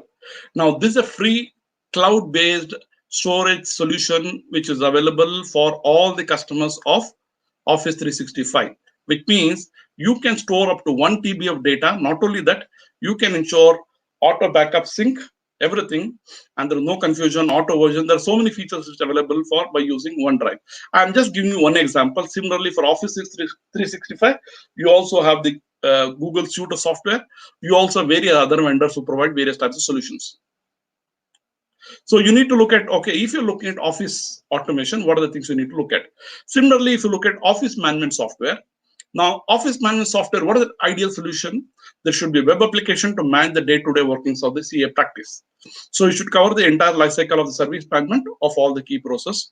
You should be able to manage your clients, employees, and services. And you should be able to get timely alerts and reminders about the assignment so that you can do it proactively rather than reactively. So you should be able to acquire the information on escalations and notifications. So a certain task to be done on a particular time, you should be able to escalate much ahead of the time and notify the client that the certain things have to be done on time.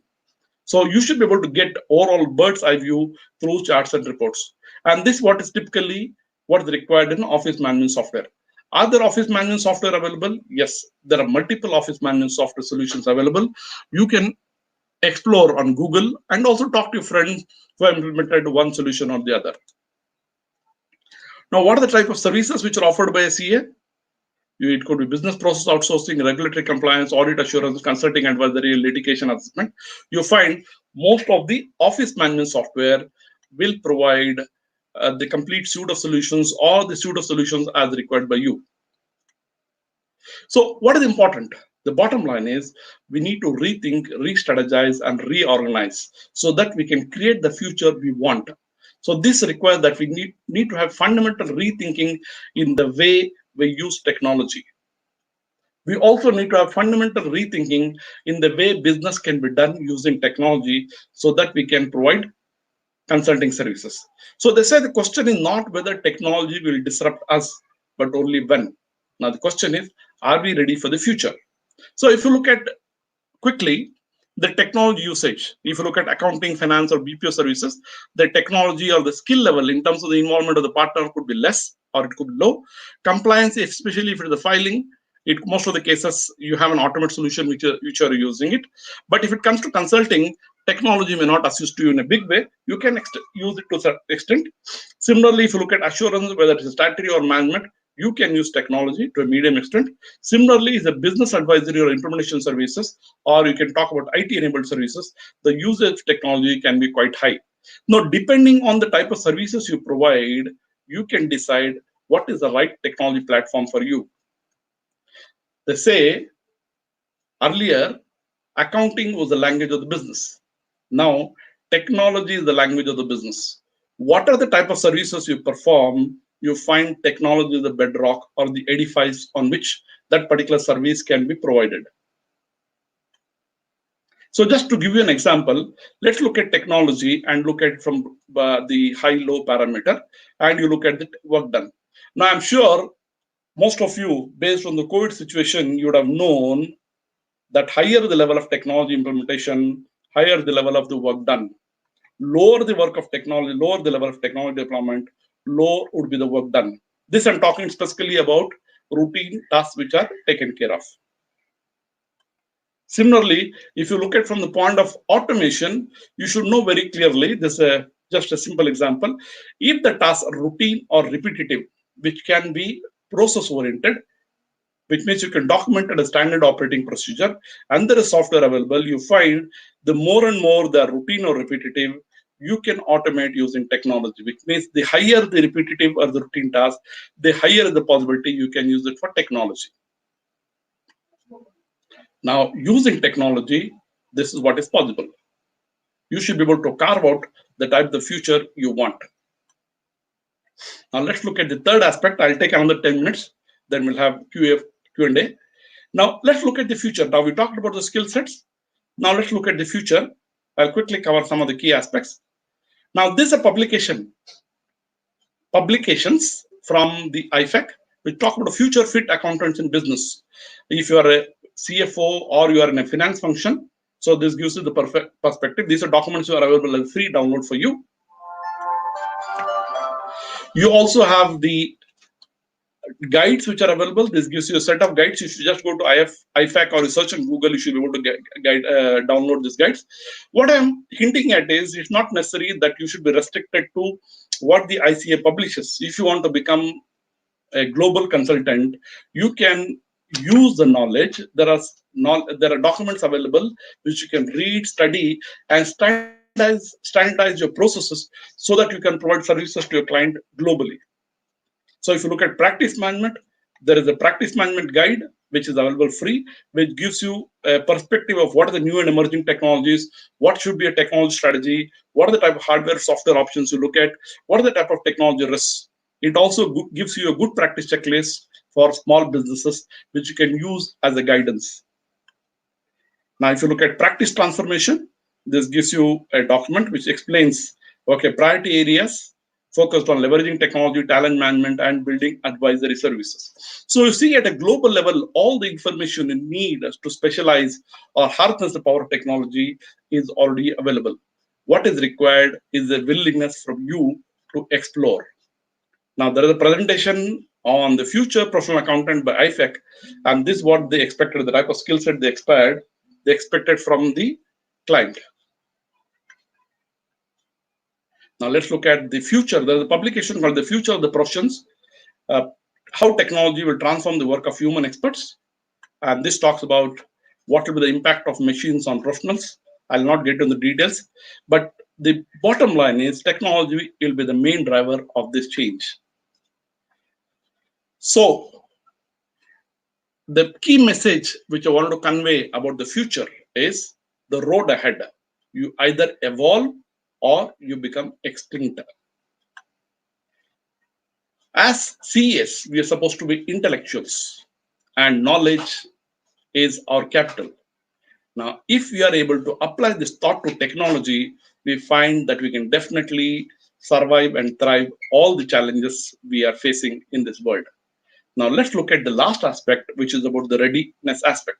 How can CAs be ready to meet the challenges of the future? I've already covered some of these aspects. Now, first, let's answer a few questions.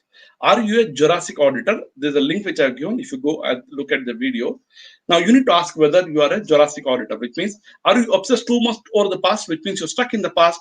Do you believe these are the type of the services the clients require and you're stuck in this? You build audit plans on cycles into the risk. It means you don't look at the risk.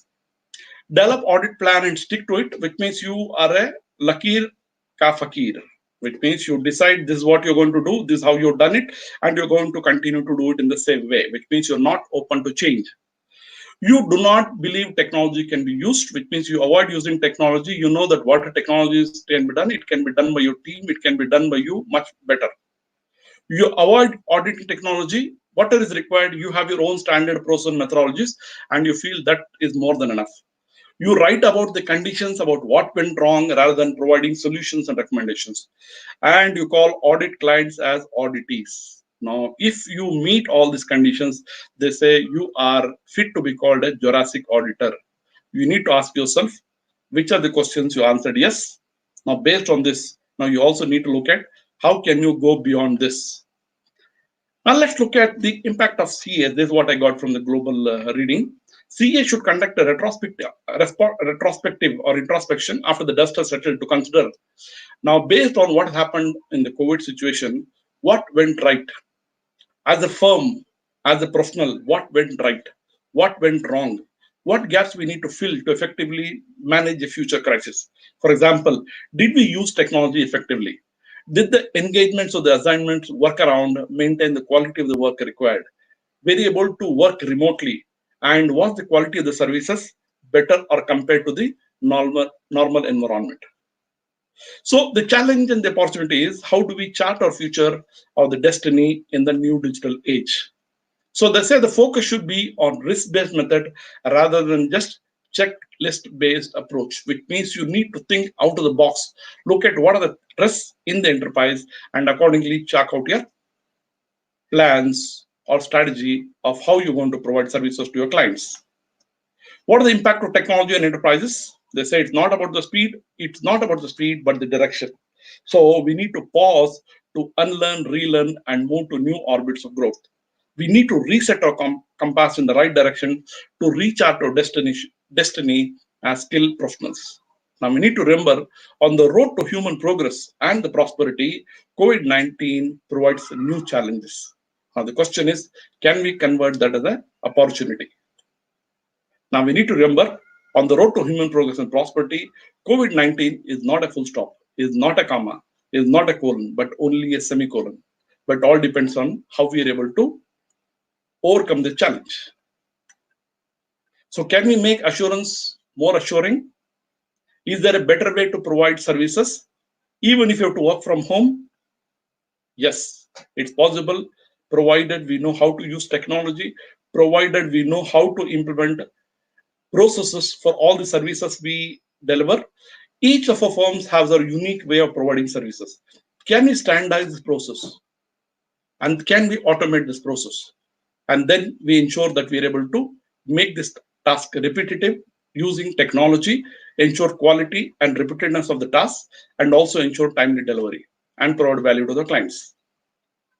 So they say for enterprises, it's either innovate or you become irrelevant. As professionals, we know we have to learn, unlearn, and relearn. You must be knowing this. You don't stop learning because you grow old. You grow old because you stop learning. So this COVID environment is also providing a new challenge that we need to keep on learning, and we need to keep learning in a new way. So the three useful set, and my presentation, if you see, mostly was focused on these three broad areas. First, I started with the mindset. You need to think differently. You need to acquire the required skill set. Based on that, you should also know how to use the right tools. Every professional has their own tool set. For example, a plumber has a tool set, electrician has a tool set, a doctor has got a tool set. Similarly, a CA should also have its own set of tools. The future depends on what you do today. So it's important that we are tech literate to be ready for the future. What are the key action points? Let me give you some action points for you to ponder upon. We need to audit for purpose, not just for the regulation. What is the purpose of the audit? So it means we need to understand the enterprise business, look at what does the enterprise want to accomplish and how we can help the enterprise to achieve their business goals, not just in filing or taking care of the regulatory compliance. We need to know that data is available in abundance. The users require information for making decisions. The information required in the information age has to be intelligent, interactive, in real time. Can we harness the power of technology for this? So it's not enough that we are digital, but we should also think digital to be digital. We should think digital to be digital. And there is no place for digital illiterates in this digital age. So as chartered accountants, we're supposed to be creative problem solvers. And this is possible when we start using the power of technology. This is what Sadhguru said recently. You may have all the skill set which you want, but it's important that we need to show that we have the skill sets. So this concludes the first part of my presentation. There's one more point which I wanted to cover. Yesterday I saw this article. I thought I'll just quickly cover this in 3 to 4 minutes, then we'll go for questions. So what are the key message which you want to convey? That we need to have multi-dimensional set of tools. Thank you very much. I thought before concluding, I'll give you some tips and tricks for the COVID times and beyond. This is a new presentation, so I'll have to stop sharing this. I'll also share the slides with you. So let me go back. Okay, so we come back to our share. Let me open the application. Yes, this is what we have.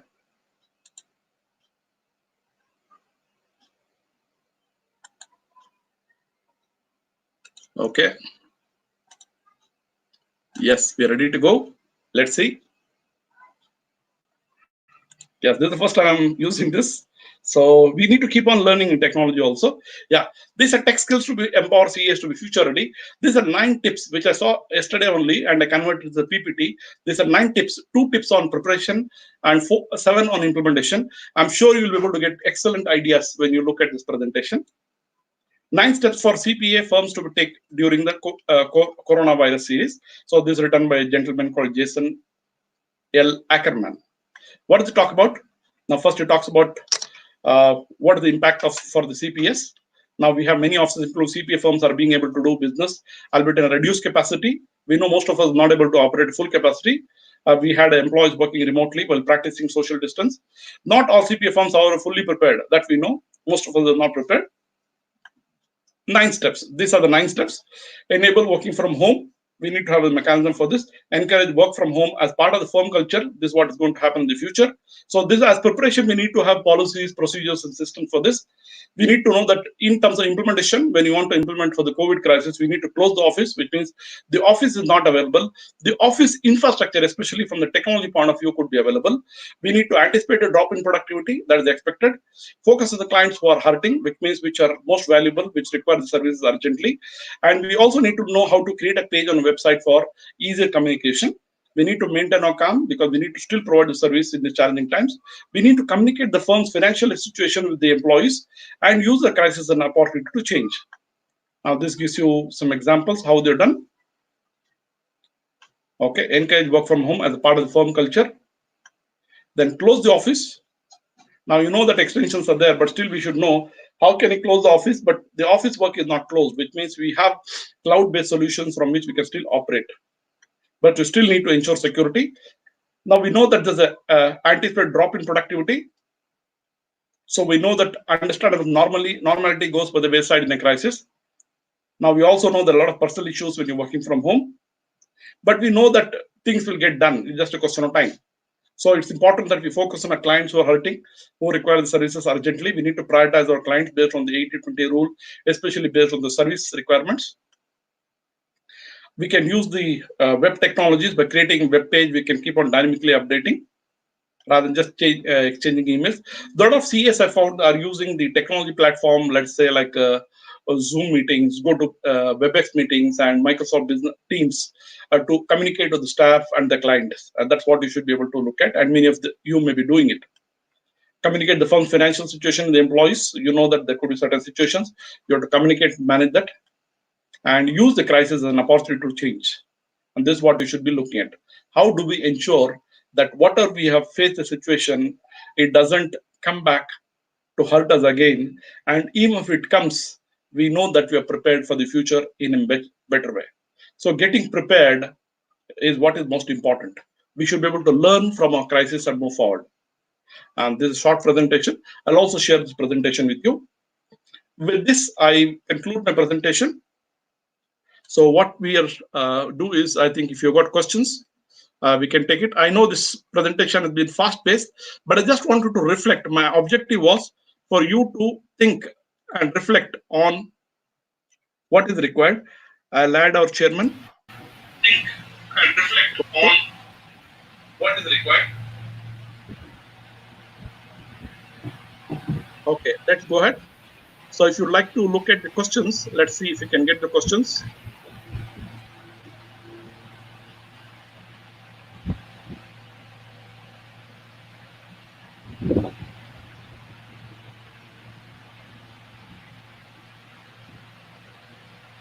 Okay, please advise best backup method where data is secured.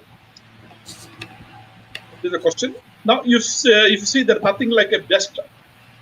You need to decide depending on the type of the environment. For example, let's say whether you're operating on, you have a server at your office. So in that case, what you do, you have the server at your office, you have a backup offline. You also have a backup of the cloud. Now, what is the best situation for the cloud? If you already purchased Office 365, then you get 1 TB of data. You also have Google Drive, which is available. You also have paid Google Suite solutions, which also gives you the Google Drive, depending on the size you can use. So the best backup method is which ensures that you're able to access the data when you want. This data should be secured and also available. The best backup method is that you don't have the data at one place, but you have the data at multiple places. The best backup method is that you are able to make the data available when required, but also ensure security of the data. Depending on your situation, depending on the data which is required, depending on the type of the clients, you can decide what are the best backup method possible for you. Let's see, we got everything. Okay, so there's a compliment for the chairman. Okay, so we also have somebody from Mysore. Thanks for the DISA group. I enjoyed taking class in Mysore. Okay, let's see. We are looking for the update from CA Rafeq. Okay, thank you. I hope you got... sir. Yeah, so the primary idea of this presentation was to provoke you to think. I want you to go back, this slide, I'm going to make it available. Go back to slide, this one presentation and look at, okay, what does that apply to me? Now, out of the 100 slides which I've given you, there could be 10 points you pick up. Pick up the action points, the ideas, and start implementing them one by one or as relevant for you. There's no you just listening to the presentation say this is good. Okay, may I know what initiatives are the ICA taking to expand knowledge in the field of AI? Now, you should be looking at, as for the emerging technology. I said technology, we can look at two perspectives. What is the technology which you require right now? And what is the technology which is in the short term? And what is the technology is going to be emerging in the future? Quite often we tend to get this confusion about trying to get too much in the future, forgetting about what is required in the present. The focus of my presentation was primarily to help you, to give you insights, look at technologies, strategic point of view. Look at for your current type of business which you have. Let's say look at 3 years from now. How can you automate your office operations? How can you increase the office productivity by more than 3 to 4 times? This is what you should be looking at. Once you're able to do that, then additionally, you also start looking at the new and emerging technologies. In the four technologies which you talked about, you have got artificial intelligence. There are, I think, there are some publications and online course available on artificial intelligence and machine learning. You also have BC, the blockchain. There are also courses available. Still, I feel as a blockchain is concerned, this I would put it on lower priority. Then data analytics, if you look at all the four which you're given, the top priority for me would be first office management. Okay, can I have an office automation which will help me to manage my clients, my work, and the services I deliver? Can I know for this year, this is the type of the clients we have for each of the clients, what are the service I provide, and what are the revenue I can generate? For doing that, what are the resources I have, and are the resources required? And for the type of clients I have, do I know what is the technology they're using? Based on that, I know what are the prospective clients who can be provided additional services. Can I also decide based on the ranking of the clients, who are the clients who are providing me maximum revenue so that I can focus using that 80-20 rule? Which are clients who are providing maximum revenue? I can focus on that. I can also look at what are the clients who are not providing me value but taking a lot of my time. Now, can I say goodbye to these particular clients in a good way? So you should be able to be on top of the things. You should be able to have a dashboard, whether you maintain Excel, whether you maintain Google, whatever way you have, you should know for all your clients and the services you provide, what is the timelines, what are the resources, what are the revenue you're going to generate, and when you can provide this. And all this, can you do it proactively? Which means next month, what are the type of services I have to provide to my various clients? Can I plan that in advance and see that this delegate to my team and they're able to work on that? The second thing we need to look at is what are services I'm providing. Can I document it and develop standard operating procedures so that everybody follows the same this one, and I keep on updating the standard operating procedures. Next, how can I automate the standard operating procedures? So this is what is the top focus areas as of now to manage your existing clients. Next, you can look at for the type of assurances or the compliance services you provide, what are the type of data analytics you can perform, what type of data analytics software you can look at.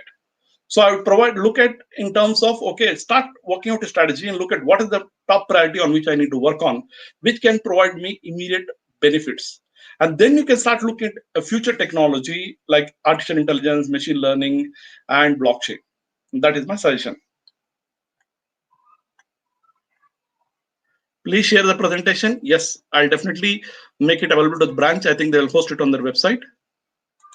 Okay, what type of security is to be used for any system or mobile which can be served from hacking? If you see, there are a lot of guidelines available. I have shared one slide where I talked about information security, which gives you some guidelines on how to implement information security.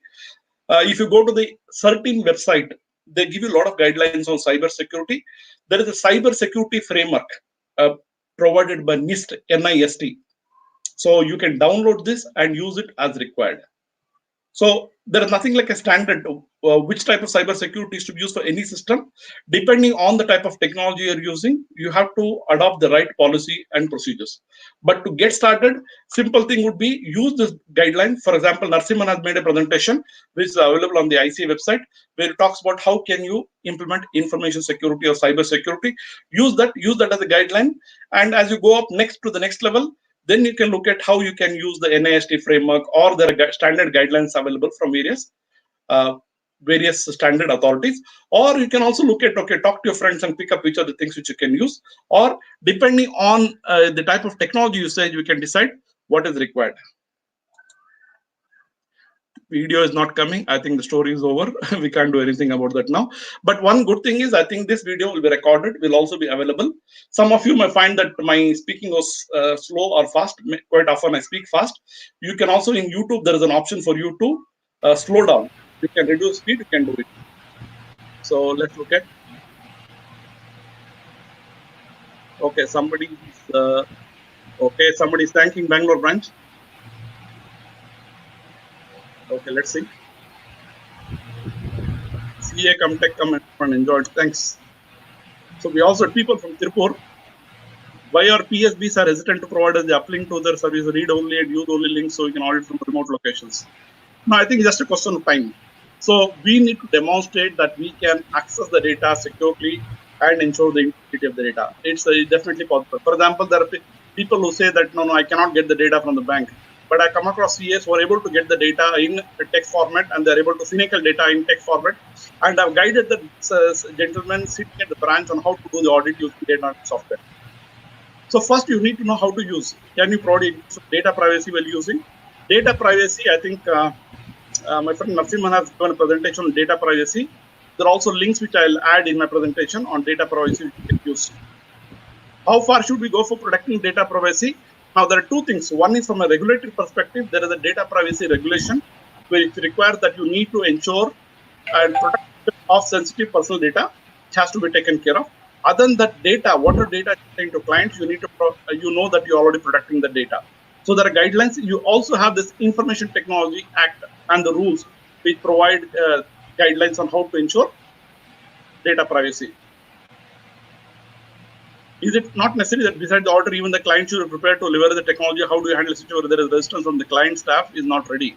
Now, most of the case, I think if you're able to demonstrate to the client by Janathan that you have the knowledge and skill set to use technology, then definitely you can provide guidance. In most of the cases, wherever I provide, earlier I used to do general audit, wherever I've been able to explain to the client this is how I use. So the best thing is there are some apprehensions. These apprehensions could be two types. One, the client himself is hesitant to share the data, or generally the IT side is hesitant to share the data. So you dispel the myth, sit with them so that they are assured about the security of the data, and then you can definitely provide this service. Okay, I think we come to the end of the questions. My call to Rafeq and Okay, sir. Thank you, Rafeq sir, for the long 120 minutes your sessions, more than 115 minutes your session. So today's, as I mentioned in the initial remarks, it's a Jnana Dasova. Everywhere you can provide Anna Dasova, the sponsor name will become that today's Jnana Dasova's name on return of the Bangalore branch by CA Abdul Rafeq sir. Though you have said all your rich knowledge to all the members, I acknowledge your contribution, sir, and I thank from Bangalore branch also. And also I thank the members who are commenting from Mysore, Kumar and Puthalingam sir from Hosur and Tirupur branch, and from Hubli Suresh sir. So it is giving us boost to conduct many more programs like this webcast. So I thank the viewers also. So tomorrow we are having the program on following the revised code of ethics 2019 by CA Mohan Lavi sir. And after that, day after tomorrow is a very important session. It's a health related issues. So kindly keep on watch. So my special thanks and pranam namaskar to CA Rafeq sir. Namaskar sir. Namaskar. And I request our Secretary Srinivas sir to render the formal vote of thanks for our speaker and viewers. Thanks, Chairman. Thank you, sir. You are like a guiding light to the members in the subject of IT. Definitely, whatever challenges is thrown by the corona, we can overcome. If we have a guru like you in IT subject, through home we can do. You have brought up a very important topic points to all the viewers and members, what is the skill set we have to adapt, what is the automation things we have to adapt, and how to go, what is the future of technology we have to adapt, and we can come out this lockdown situation. You brought out very well. I thank you so much for your views and knowledge sharing. I thank on behalf of Bangalore branch of ICA for your sharing knowledge. I thank all the members and viewers for to actively participating in this live webcast. Thank you all. Thank you, sir. Thank you, Thank Chairman. you very much.